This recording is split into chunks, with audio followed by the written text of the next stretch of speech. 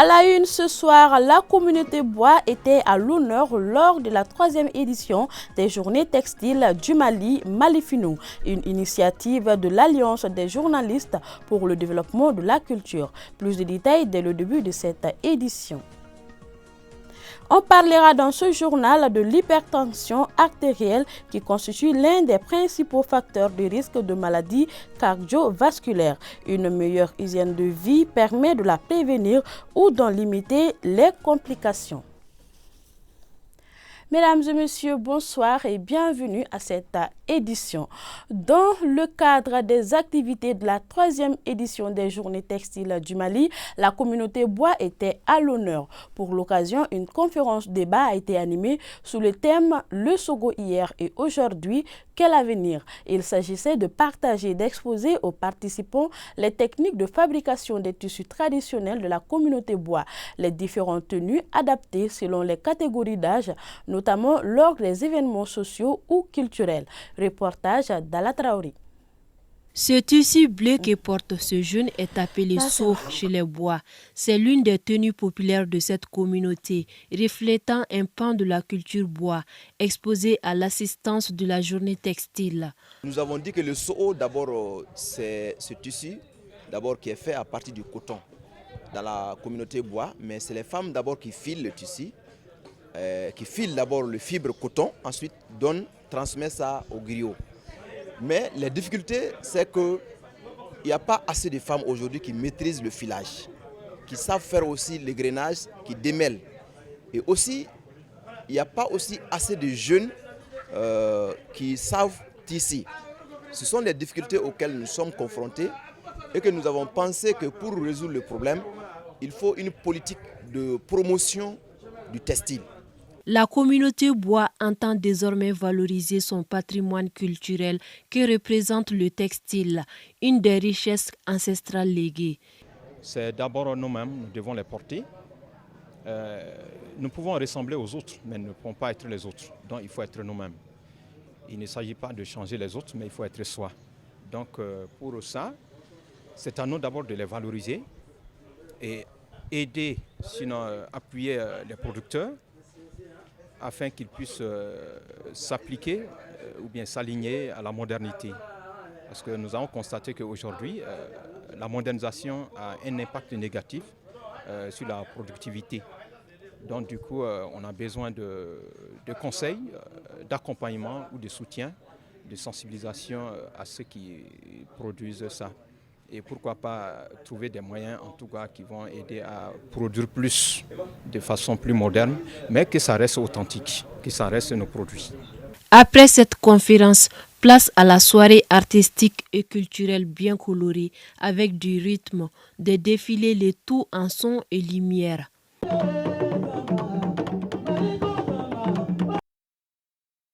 Cérémonie de remise de diplômes de 2 promotions du centre de formation Jean Ibrahim. Objectif, mettre de nouveaux talents à la disposition du monde du travail malien. C'était également l'occasion de rendre hommage à Kissa Boubacar Karamoro, dit Maître Kara, et son professeur Jean Ibrahim. Aïssata Silla pour plus de détails. Par cette manifestation publique, le centre de formation de couture Jean Ibrahim vient de mettre sur le marché de l'emploi 69 nouveaux diplômés en coupe couture après 3 années de formation. L'événement a également regroupé plusieurs personnalités ainsi que des parents, amis et connaissances des récipiendaires. Vraiment content de la sortie. Les élèves ont travaillé, ils ont très travaillé. Et je remercie vraiment les formatrices et les formateurs qui ont formé les élèves. Je leur demande du courage de ne pas baisser le bras et de ne pas mettre les diplômes à l'intérieur de la maison, qui continuent à travailler comme ils ont fait dans le centre. L'autorité malienne, si vraiment ils peuvent nous aider à avoir un coin pour qu'on quitte l'occasion et avoir beaucoup de matériel aussi à travailler, cela nous aidera beaucoup. Donc très content de venir représenter le ministère et qui en réalité est très satisfait de la formation. Et cette formation qui permettra de donner des emplois. S'ils n'ont pas passé par cette formation, n'auront pas d'emploi et resteront à la maison. Les récipiendaires se disent fiers et reconnaissants à ces jours si importants dans leur vie. Mon handicap n'a pas été un frein dans ma formation de stylisme et je lance un appel aux autorités après cette formation de nous aider dans nos futurs projets. La cérémonie s'est achevée par un défilé de mode et une séance de remise de diplômes aux récipiendaires. Sur un tout autre sujet, le soin corporel est une pratique de nettoyage général du corps pour le confort et le bien-être. Autrefois considéré comme un gaspillage pour beaucoup de Maliens, ce soin est aujourd'hui beaucoup sollicité par les Bamakois. Il est recommandé 2 fois par mois, mais au-delà, il peut être nuisible pour le corps à cause des produits utilisés. C'est ce que nous dit Aïssata Bah dans ce reportage. Si se laver chaque jour suffit à certains pour garder la santé et les conforts de leur peau, d'autres par contre vont au-delà de ça. Ils optent pour la toilette complète du corps. La technique est appelée soin corporel et elle est effectuée par une spécialiste en la matière, dénommée esthéticienne. Le soin corporel permet de favoriser la relaxation, le raffermissement, l'hydratation et surtout la protection de la peau. C'est des techniques consistant à faire exfoliation du corps, nettoyage de profondeur et hydratation.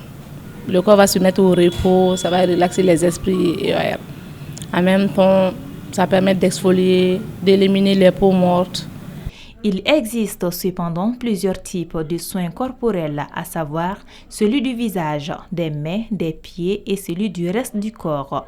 Ils sont unanimes là-dessus, les médecins et esthéticiennes, que ces soins corporels peuvent s'avérer dangereux pour la peau. Ne pas savoir quel type de peau on est en train de soigner pour ceux qui font le gommage, parce qu'il y a différents types de peau. Il y a des peaux qui sont grasses, il y a des peaux sèches, il y a des gens qui ont des peaux acnéiques et il y a les différents types de phototypes aussi. Donc tout ça, c'est important de les respecter, de savoir sur quel terrain on est avant de pratiquer le gommage. Donc quand c'est fait de façon excessive, il va sans dire qu'il y a des problèmes parce que le cycle de renouvellement de notre peau, normalement, c'est 28 jours. Donc en temps normal, quand on fait un gommage, il faut attendre que ce cycle de renouvellement soit fait au minimum avant de refaire un autre gommage. Les personnes qui font les soins de vessie, la personne n'est pas formée, ça peut poser des problèmes. Les matériels et les produits qu'on utilise, c'est des produits professionnels. Donc si tu n'es pas formé, que tu le fais, ça va créer des problèmes. En même temps, si tu abuses aussi, comme on le dit, l'excès de toutes choses est nuisible. Donc le soin, doit se faire normalement une seule fois dans le mois ou bien 2 fois chaque 3 mois. Ça dépend du type de peau aussi. L'eau nettoie, mais l'argent rend propre du temps. Paradoxalement, à cet adage, le soin corporel rend aussi propre selon les acteurs du domaine. À en croire ces derniers, en plus de la protection de la peau, il aide aussi à perdre du poids, mais il est interdit aux femmes enceintes. Parlons à présent d'hypertension artérielle, une maladie qui surgit lorsque la pression du sang dans les artères est trop élevée. Une bonne hygiène de vie permettrait de la prévenir ou d'en limiter les complications. On en sait plus avec Kadidiatou Kamisoko. Des maux de tête, des vertiges, des bourdonnements d'oreilles ou des saignements de nez sont entre autres quelques symptômes de l'hypertension selon les spécialistes. Mais le plus souvent, elle ne donne aucun signe clinique et on la découvre lors d'une consultation médicale. Les signes cités comme les céphalées, les vertiges, les sensations de malaise ne sont pas liés, ils n'ont pas de liaison statistiquement significative avec l'hypertension. Donc c'est une maladie qui peut exister sans signe d'appel. Par définition, la pression sanguine est la force exercée par le sang en circulation sur la paroi des artères. C'est les comprimés, les moyens médicamenteux. Et donc, de ce fait, on a plusieurs classes de médicaments pour traiter l'hypertension qui aujourd'hui se prennent assez facilement, sont bien connus, bien maîtrisés et avec des effets secondaires bien connus. Ce qui est attribuable ou pas au traitement, on le sait. C'est à partir de ces moyens qu'on arrive à baisser les chiffres de la pression artérielle. Pourquoi on doit le faire d'ailleurs? Puisqu'il a été démontré qu'il y a une corrélation nette entre l'élévation des chiffres de la pression artérielle et l'apparition des complications. Parmi les facteurs de risque modifiables de l'hypertension, on peut citer une alimentation déséquilibrée. Plus on avance en âge, plus les artères ne sont plus aussi souples comme dans la jeunesse. Et donc, le contenant étant beaucoup plus rigide, le contenu est soumis à beaucoup plus de pression. Donc, il y a l'âge qui favorise. Il y a aussi ici tout ce qui est population des sédentaires ou qui ont un autre mode de vie qui consomme beaucoup de sel, qui ne font pas beaucoup d'activités physiques. En fait, il y a beaucoup d'autres facteurs qui vont concourir à ce que ça puisse être là. On a constaté aussi que c'est fréquent dans les familles où il y a de l'hypertension. Donc, il y a un peu de facteurs génétiques dans la situation. Nombreuses sont ces personnes hypertendues qui vivent avec la maladie mais qui l'ignorent, comme le cas chez ce patient du 3e âge. Donc, j'ai appelé mon médecin et il m'a donné rendez-vous, on s'est vu, il a juste pris ma tension. Il a trouvé que la tension était élevée. Et ensuite, comme ce n'était pas très élevé, il a posé un holter de tension que j'ai gardé pendant 24 heures. Et le lendemain, il a trouvé que la tension était très élevée à un certain moment de la journée. Je dirais à tous les adultes d'avoir un tensiomètre à la maison. On a tous des thermomètres pour vérifier la température, mais je pense qu'à partir d'un certain âge, on prendra plus la pression artérielle que la température. Parce qu'il y a un mode de diagnostic qu'on peut faire à la maison avec son tensiomètre et les médecins ils vont apprendre à tout un chacun de le faire, prendre sa tension 3 fois le matin au réveil, à peu près 1 heure de temps après, au maximum, et le soir, 1 heure de temps avant d'aller au lit, dans cette période-là, faire sa tension 3 fois. Transition toute trouvée pour le point Covid de ce jour, 28 novembre 2022. On note 0 cas positifs, 0 décès, 0 guéris sur 168 tests réalisés. 2 personnes sont sous traitement. Pour vous protéger et protéger les autres, suivez les mesures de prévention et faites-vous vacciner. Sport, football, tous les yeux sont rivés sur le Qatar pour cette Coupe du monde de football. Nous recevons sur ce plateau Siragatou Sissé. Bonsoir Siragatou. Bonsoir Antamaga. Alors, cet après-midi, le Ghana a décroché une victoire de haute lutte, 3-2 sur la Corée du Sud. Oui, les Ghanéens ont livré un match de 3-3 devant la Serbie. Oui, un lion blessé a toujours une réaction de la sorte. Et le Cameroun est plein de suspense. C'est le coup d'envoi de la 3e journée dans les poules A et B avec Équateur-Sénégal à 15h sur RTM 2 et Pays-Bas-Qatar à partir de 19h en simultané. Iran, États-Unis et Pays de Galles, Angleterre sur RTM 1. C'est tout, Siragatou. Et c'est qu'il faut arrêter. Merci beaucoup. Toujours dans le même registre, le collectif des associations pour le développement communautaire a organisé un tournoi de football opposant 32 équipes. Le but est de rassembler les jeunes pour renforcer la cohésion sociale. C'était sur le terrain de Taliko 2 dans la commune rurale de Dorodouma. Cette finale a opposé le FC Madi au FC Bankoni. Moncha Traoré.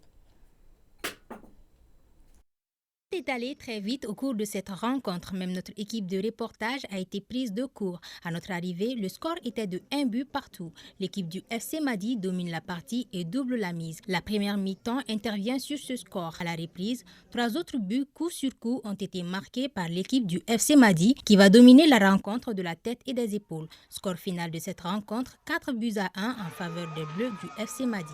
Toutes les récompenses ont été offertes par le collectif des associations pour le développement communautaire. L'équipe victorieuse a reçu 200 000 francs remis par l'international malien Falaye Sako et 100 000 francs ont été remis par le maire de la commune rurale de Dogodouma à l'équipe finaliste malheureuse. Le football est un facteur de rassemblement, et de cohésion sociale, raison pour laquelle nous essayons en réalité chaque année de rassembler nos jeunes autour du foot. Grâce à tous ces efforts-là, on a pu avoir des joueurs internationaux. Comme vous voyez que Falaye Sako est du C4 et en même temps, il y a Dribalon aussi qui était de notre quartier. Tout le combat économique, le combat de la stabilité, c'est basé sur les jeunes. Et il faut qu'ils aient le cœur. Donc vraiment, tout ce qu'on peut leur dire, on les encourage. Nous souhaitons quand même que les expatriés pensent un peu à nous pour faire le minimum. Le minimum, ce sera peut-être un peu la clôture, un peu aménager les stades pour qu'on puisse faire un match officiel ici. Le tournoi, ça a été bien organisé. Donc je pense que ça va être une continuité. Donc je le souhaite. Donc moi aussi, je pense que moi-même, je mets aussi souvent des coupes aussi pour des jeunes. Et j'appelle souvent aussi des amis, collègues de l'équipe nationale pour venir faire des matchs de gala, pour pouvoir réunir toute la jeunesse ensemble. Je l'ai même fait hier. Donc je pense que ça va être une continuité de pouvoir soutenir les jeunes. Et j'espère que ça va payer aussi dans les années à venir. Nous remercions toute l'équipe de l'organisation pour cette coupe. L'équipe perdante n'a pas démérité le trophée. Nous avons besoin des activités comme ça pour le rassemblement des jeunes et le développement de nos communes. Tous les joueurs doivent travailler dur pour atteindre l'objectif souhaité.